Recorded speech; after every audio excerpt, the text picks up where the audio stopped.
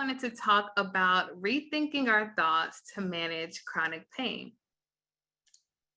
I wanted to give a little info about me. So I'm originally from Georgia, which is why I have some nice peaches up here. And I'm currently a pain medicine, pain psychology fellow. I studied psychology and went on to get a master's in counseling, mental health counseling, then a master's in clinical health psychology. And then I got my doctorate in clinical psychology. I did my pre-doctoral internship and residency with Harvard Medical School. And I am now a postdoctoral fellow, graduating postdoctoral fellow here at the Stanford Pain Management Center. And before we get started, along my journey, one thing that I noticed that was a common thread was chronic pain, which led me here to learn more about pain from a psychology perspective.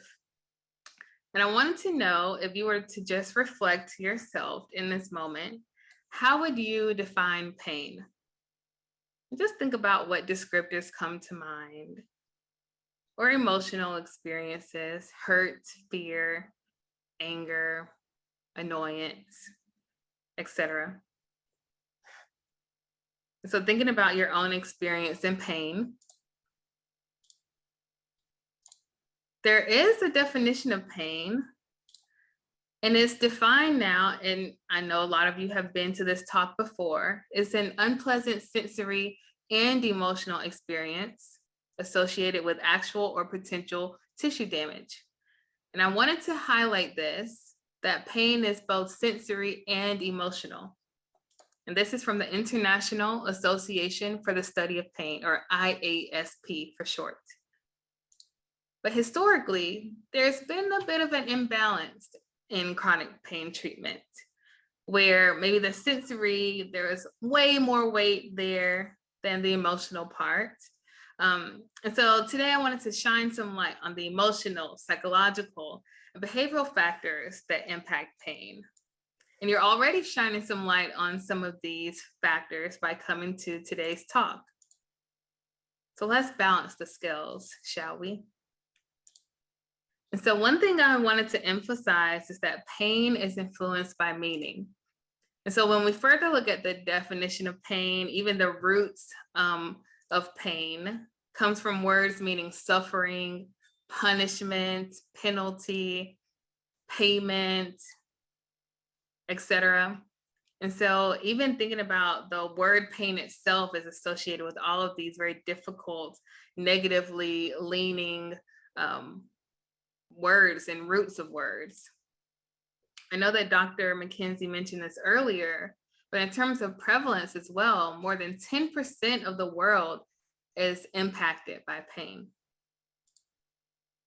And shockingly, pain affects more Americans than diabetes, heart disease, and cancer combined.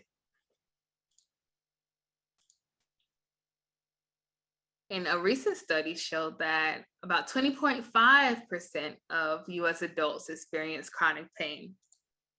And this is similar to other countries like Sweden, Denmark, the UK. But of that 20%, about 10% of US adults suffer from the high impact chronic pain that starts to impact your life and work and functioning. And remember earlier, I mentioned something about how there wasn't an emphasis on the emotional processes. And despite the prevalence of pain, as I mentioned before, things like talk therapy, self-management programs, support groups, guided imagery, things that have been shown to greatly reduce pain go underutilized, where most people don't use these strategies. So like I said, I'm going to shine a light on some of those today. And so one of the things that I always start off when it comes to pain psychology is understanding how pain is processed in our bodies. And there were these two scientists back in 1965, Ronald Melzack and Patrick Wall, and they were thinking about pain processing even back in the 60s. And what they came up with is that in the spinal cord, there is this pain gate, this mechanism in the spinal cord that controls or modulates sensory signals. And this gate can be open or closed depending on several factors. These factors are sensory, emotional, and cognitive. And so thinking about your life, your experience with pain, or even loved ones who have experienced pain, maybe there were things that seemed to increase pain, like injury, stress, tension, overexertion, or maybe even sitting too long or not moving at all. Maybe those were factors that opened the pain gate. And think about what tends to help pain or alleviate pain: massage, heat, cold, rest, sometimes medication, mindfulness, time with loved ones, distraction. Those are factors that have been shown by research to close the pain gate, where less of those pain signals get up to your brain. And so I have a little magnifying glass here because we need to take a closer look. Let's zoom in and let's look at what's happening in the brain and the neural aspects of pain processing. And I really want to emphasize this part of the diagram. Pain is processed in the brain, as I mentioned, but there are other areas there, like sensory areas, your memories, attention, motivation, thoughts, and emotions or feelings. They all live there.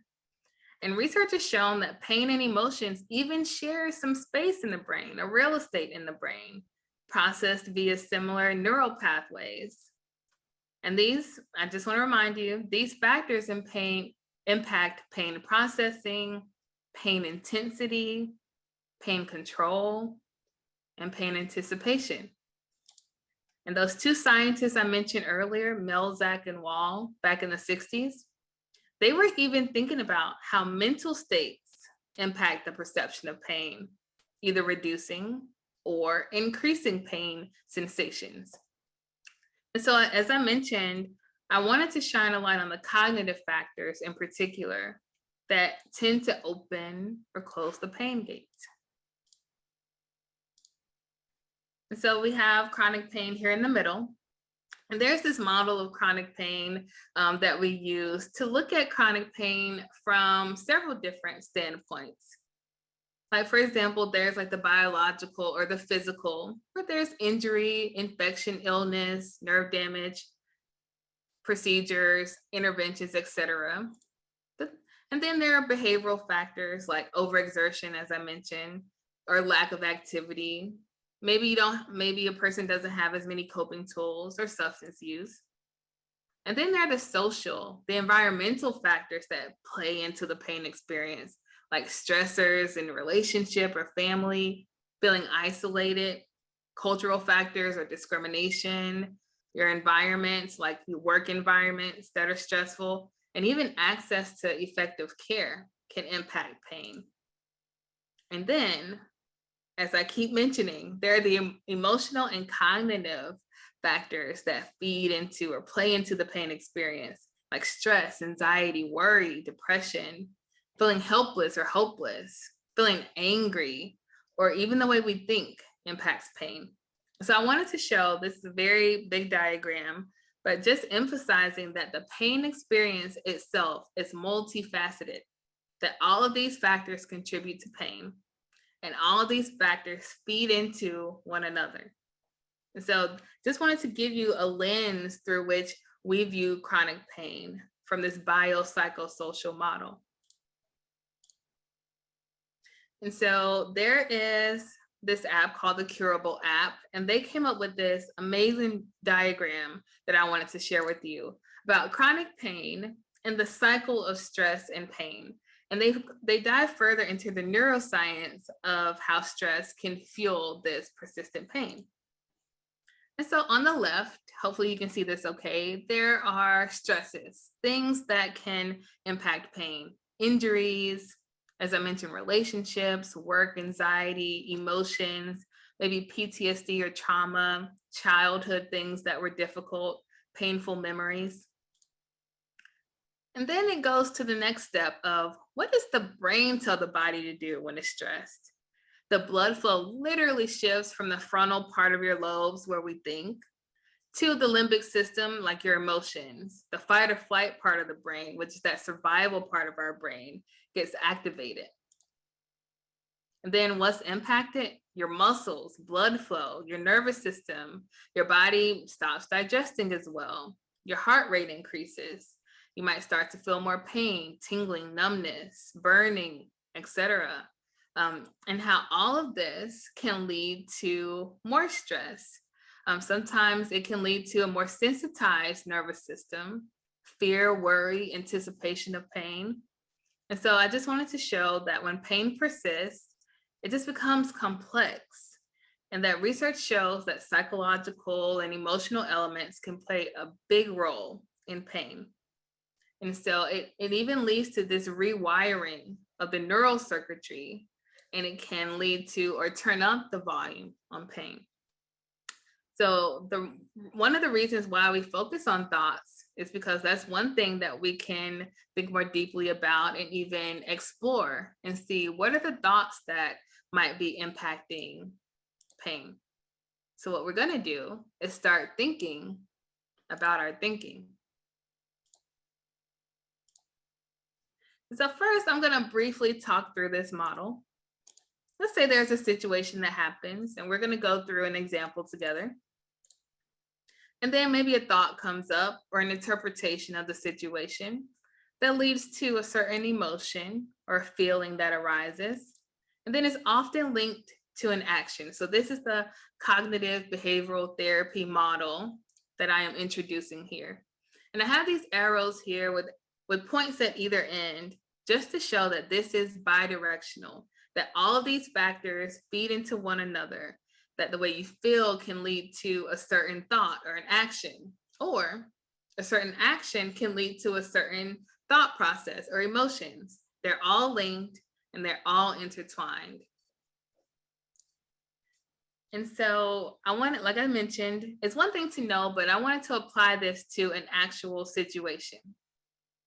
So let's say I have a person named April. April really wants to make some changes to nutrition, like Dr. McKenzie mentioned, maybe eating a Mediterranean diet or decreasing some of those comfort foods she enjoys, because she really wants to manage pain, and pain is starting to get in the way of what she enjoys.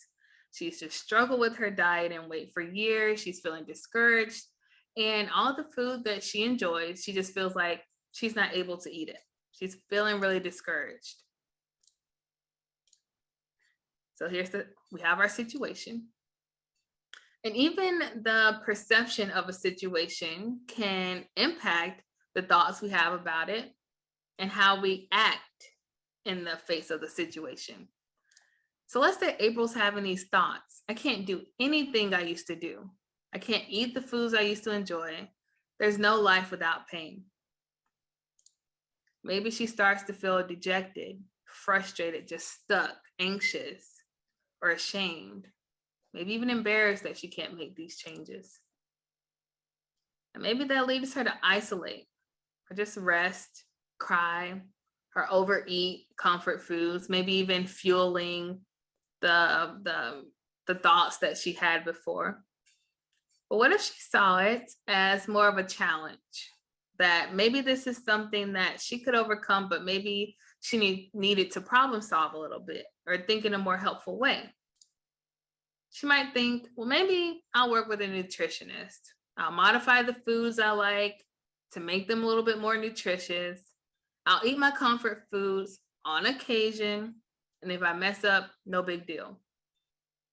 I would think that will lead her to feel a little bit more confident and hopeful, connected, maybe even motivated. And maybe that will actually lead her to seek help from a nutritionist. Maybe she'll start to go out to eat again with family, eat some of the things that she enjoys, but maybe even think in advance, like, what are the things that maybe I want to try? Or maybe what are the things that I can think about in advance to eat?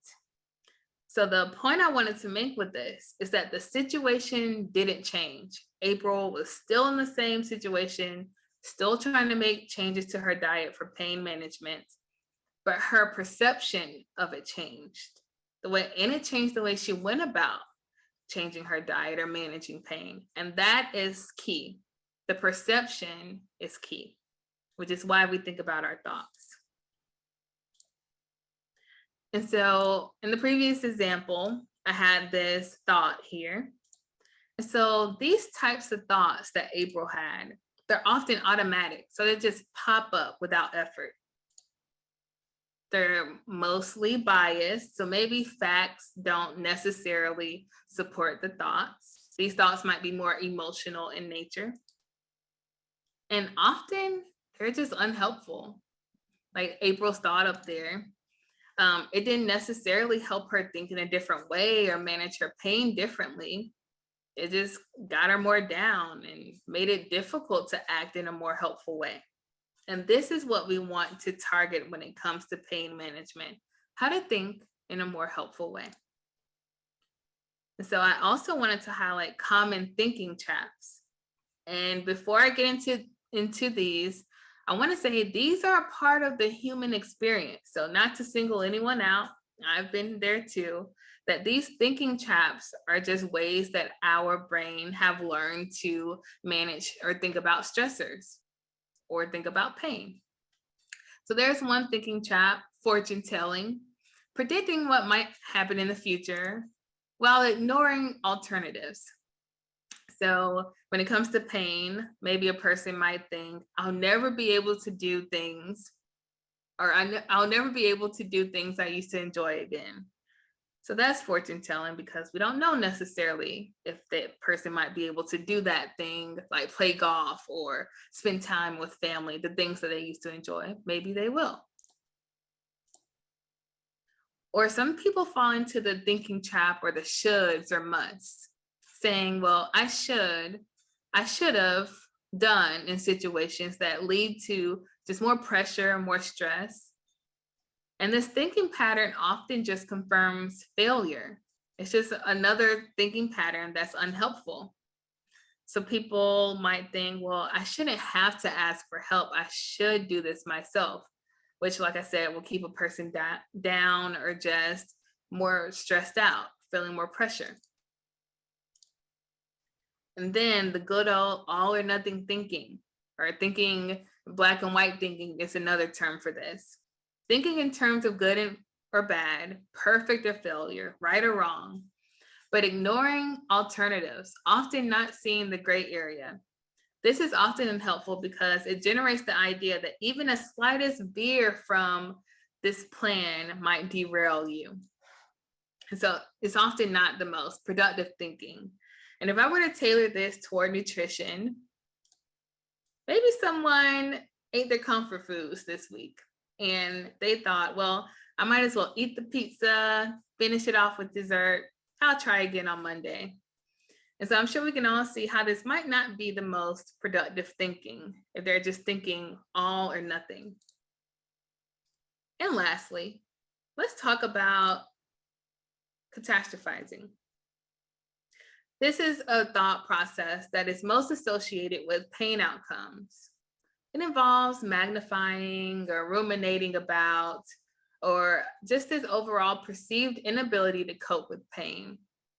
Like I mentioned, there's a strong association with this thought process and the pain experience. And so some people might think it's just never going to get better. There was a person named Dr. Sullivan. He even came up with a scale. He really thought about this thought process and the association with the pain experience. You can even take inventory, just reflect to yourself. Are you noticing any of these, or either are you noticing, or maybe other people you know with pain? Have you ever heard them say some of these phrases?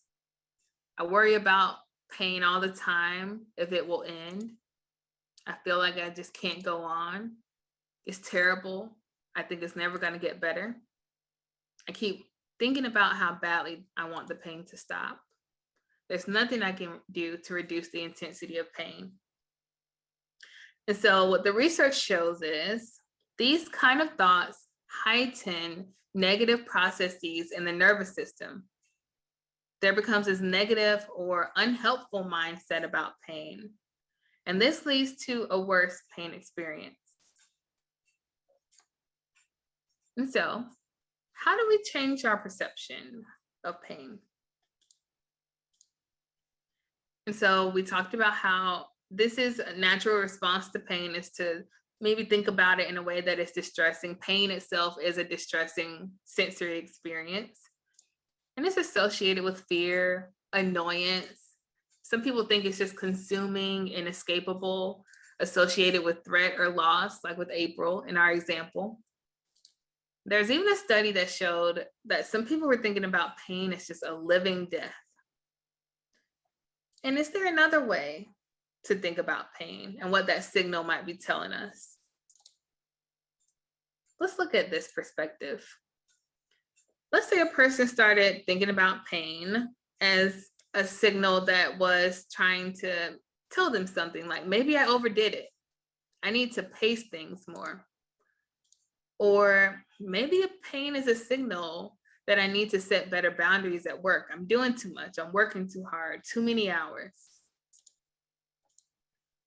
That pain and stiffness are signs that I need to move and stretch. I have not exercised in years. I need to move my body more.